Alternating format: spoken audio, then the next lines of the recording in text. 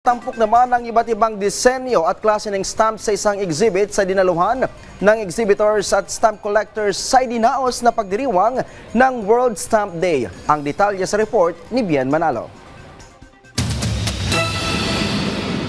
12 taong gulang pa lamang noon si Jeremiah Eufemio nang mamulat siya sa pangungulekta ng iba't ibang stamps. Marami aniya siyang natututunan sa pangungulekta ng stamps. Sa ngayon ay aabot na sa halos 12,000 ang stamps na mayroon siya.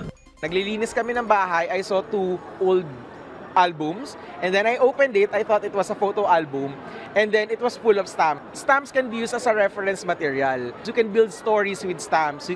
Sa kasalukuyan ay isa siya sa core leaders ng Philippine Stamp Collectors Society o PSCS.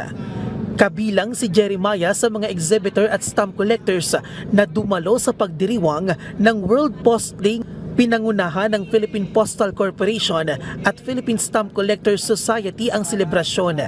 Makikita sa exhibit ang mga stamp na gawa sa iba't ibang materyales, stamp arts, seals at iba pa. So PhilPost now is optimizing its mail parcel delivery system and improving overall efficiency and reliability.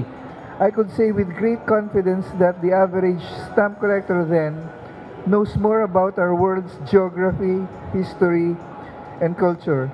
Tampok din sa unang pagkakataon sa opening ceremony ng Mana Philatelica Stamp Exhibition ang first Philippine postage stamp na Queen Isabella na unang inilabas noong February 1, 1854 sa panahon ng pamumuno ni Reyna Isabella II ng Espanya. Ito na ang third leg ng stamp exhibition na una nang isinagawa sa Davao at Cebu. Bukod sa mga stamp, mayroon ding free postcard sending at letter writing sa exhibit.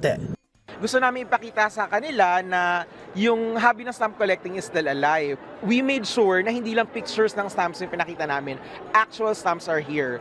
Sa ngayon ay may 192 na bansa na kasali sa Universal Postal Union sa ilalim ng United Nations.